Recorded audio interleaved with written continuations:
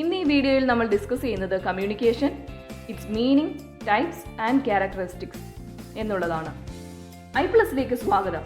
UGC net എക്സാമിൽ കൂടുതൽ mark score ചെയ്യാൻ നെറ്റും JRFും ക്വാളിഫൈഡ് ആകാനും ഈ വീഡിയോ സീരീസ് മുഴുവനായി കാണുക.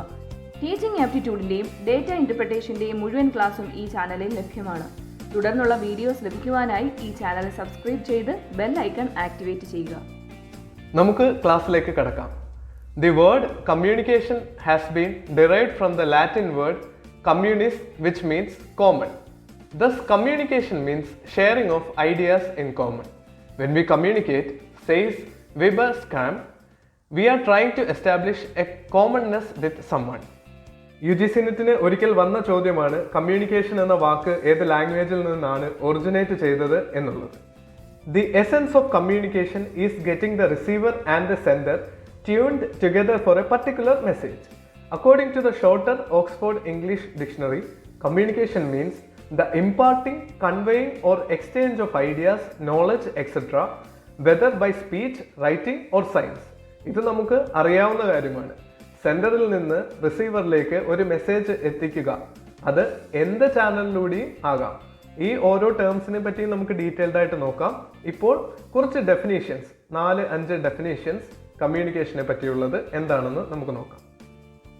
Communication is the sum of all the things one person does when he wants to create understanding in the mind of another. It is a bridge of meaning. It involves a systematic and continuous process of telling, listening and understanding. Louis A Allen. ഇവിടെ focus ചെയ്യുന്നത് ഒരാളുടെ മനസ്സിലുള്ള കാര്യം മറ്റേയാളെ മനസ്സിലാക്കി എടുക്കുക, create understanding in the mind of another എന്നുള്ളതിനാണ്. അതോടൊപ്പം തന്നെ കമ്മ്യൂണിക്കേഷൻ എന്നുള്ളത് systematic and continuous process of telling, listening and understanding ആണെന്നും ലൂയിസ് എ അലൻ പറയുന്നു. അടുത്ത 2 ഡെഫിനേഷൻസ് ആണ്. Communication is the process of passing information and understanding from one person to another എന്നുള്ളതും communication as any behaviour that results in an exchange of meaning as per the American management association. ആദ്യത്തെ definition Kate ഡേവിസിന്റെ ആണ്. Straight forward ആയതുകൊണ്ട് further ഡീറ്റെയിൽസിലേക്ക് കടക്കുന്നില്ല. നമുക്ക് അടുത്ത 2 ഡെഫിനിഷനുകൾ കൂടി നോക്കിയിട്ട് ഇതിന്റെ എലമെന്റ്സ് എന്തൊക്കെയാണെന്നുള്ളത് നോക്കാം. Communication may be broadly defined as the process of meaningful interaction among human beings. More specifically, it is the process by which meanings are perceived and understandings are reached among human beings. D.E. McFarland.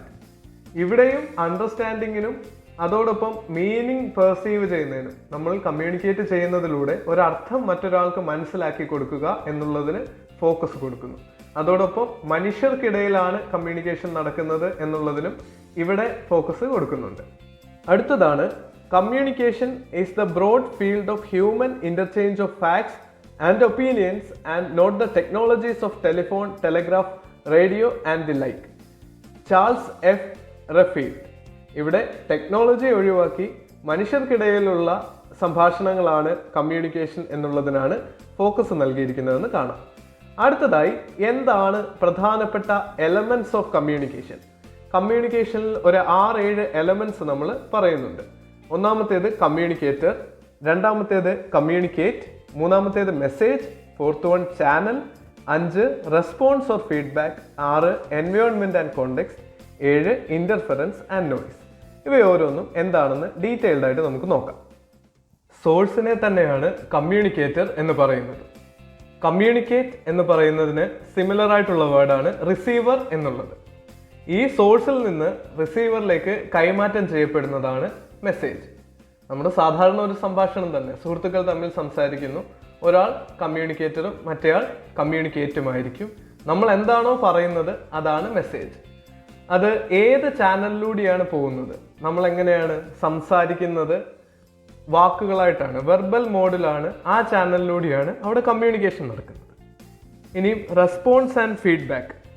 ഈ സംഭാഷണം നടന്ന ശേഷം അയാൾ തലകുലുക്കുകയോ അല്ലെങ്കിൽ അതേന്നോ ശരിയെന്നൊക്കെ പറയുന്ന നമുക്ക് കിട്ടുന്ന റെസ്പോൺസിനെയാണ് feedback എന്നുള്ള 5ാമത്തെ ഭാഗം കൊണ്ട് ഉദ്ദേശിക്കുന്നത്. 6 എൻവയോൺമെന്റ് ആൻഡ് കോണ്ടെക്സ്റ്റ്.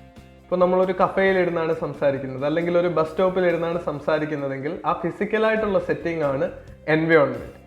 അവരുടെ മനസ്സിൻ്റെ സ്ഥിതിയും വഴക്ക് കൂടിയിട്ടാണോ വന്നത്, അതോ സന്തോഷമുള്ളൊരു സംഭാഷണം കഴിഞ്ഞിട്ടാണോ വന്നത്, രാവിലെ വീട്ടിൽ നിന്ന് ഫ്രഷ് ആയിട്ടാണോ വന്നത്, ആ ഫിസിയോളജിക്കലായിട്ടും സൈക്കോളജിക്കലായിട്ടുമുള്ള സെറ്റിംഗ് ആണ്, മനസ്സിൻ്റെ അവസ്ഥയാണ് കോണ്ടെക്സ്റ്റ് എന്നുള്ളത് കൊണ്ട് ഉദ്ദേശിക്കുന്നത്.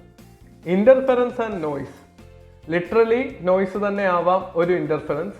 സംഭാഷണത്തിനെ തടസ്സപ്പെടുത്തുന്ന ഘടകങ്ങൾ, ആ എൻവയോൺമെൻറ്റിലുള്ള തടസ്സങ്ങളെയാണ് ഇൻ്റർഫെറൻസ് അഥവാ നോയ്സ് എന്നുള്ളത് കൊണ്ട് നമ്മൾ വിളിക്കുന്നത്. അങ്ങനെ ഈ 7 പ്രധാനപ്പെട്ട എലമെന്റ്സ് ഓഫ് കമ്മ്യൂണിക്കേഷൻ. അടുത്ത ടോപ്പിക്കാണ് ക്യാരക്ടറിസ്റ്റിക്സ് ഓഫ് കമ്മ്യൂണിക്കേഷൻ എന്നുള്ളത്. ഒന്നാമത്തെ പോയിന്റ് ആണ് it involves at least 2 persons. Communication involves at least 2 persons, A sender and A receiver. The sender is called communicator and the receiver of the message is known as communicate. The person who speaks, writes or issues some instruction is the sender.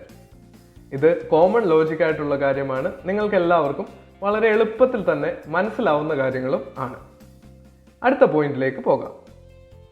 Message is A must. A message is the subject matter of communication. നമ്മൾ സംസാരിക്കുമ്പോൾ പറയുന്ന കാര്യങ്ങളാണ് message എന്നുള്ളത്. The contents of letter or speech, order, instruction or the suggestions. A communication must convey some message. If there is no message, there is no communication. നമുക്ക് ഒരാളോട് സംസാരിക്കുന്ന സംഭാഷണമില്ലെങ്കിൽ ആ കമ്മ്യൂണിക്കേഷനിൽ ഒരു മീനിങ്ങുമില്ല. അപ്പോൾ രണ്ടാമത്തെ ക്യാരക്ടറിസ്റ്റിക്സ് ആണ് മെസ്സേജ് എന്നുള്ള കാര്യം കമ്മ്യൂണിക്കേഷനിൽ മസ്റ്റ് ആണെന്നുള്ളത്. മൂന്നാമത്തെ പോയിന്റ് ആണ് it may be written, oral or gestural എന്നുള്ളത്. Communication is generally understood as spoken or written words. എന്നാൽ അത് മാത്രമല്ല, it includes everything that may be used to convey meanings from one person to another.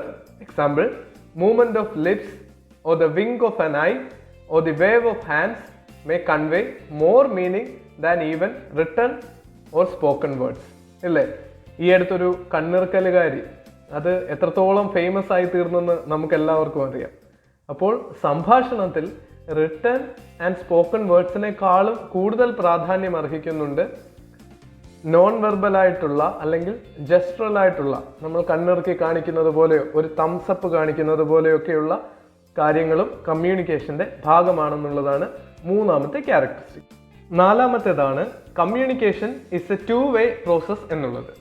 It involves both information and understanding.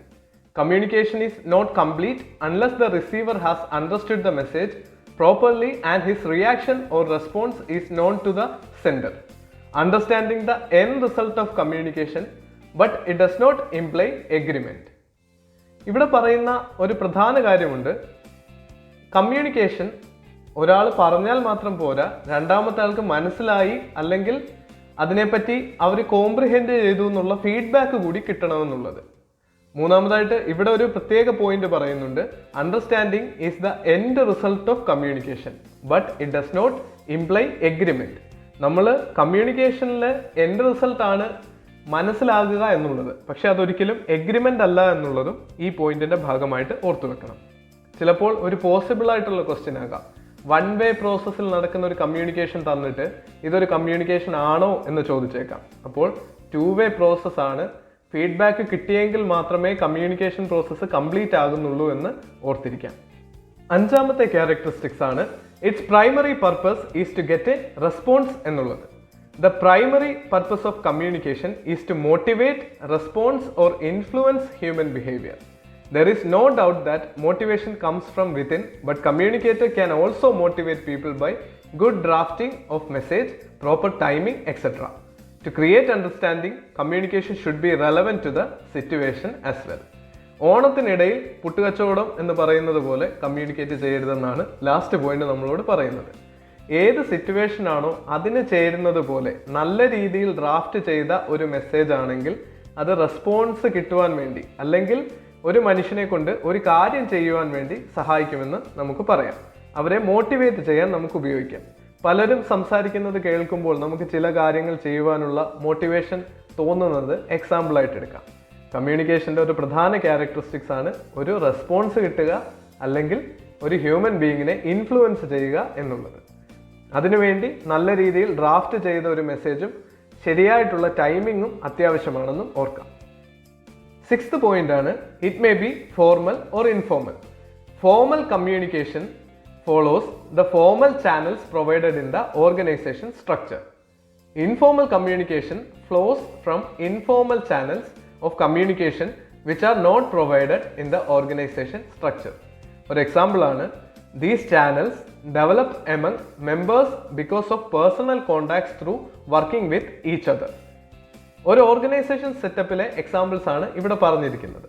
ഫോർമലായിട്ടുള്ള communication, ഒരു സ്കൂളോ കോളേജോ എടുക്കുകയാണെങ്കിൽ principal തരുന്ന മെമ്മോയിലൂടെയോ അല്ലെങ്കിൽ അയക്കുന്ന return ആയിട്ടുള്ള കമ്മ്യൂണിക്കേഷൻസോ formal ആണെന്ന് എടുക്കാം.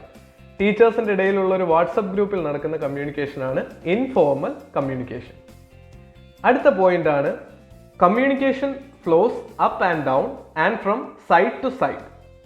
Communication flows downward from a superior to subordinate and upward from a subordinate to superior.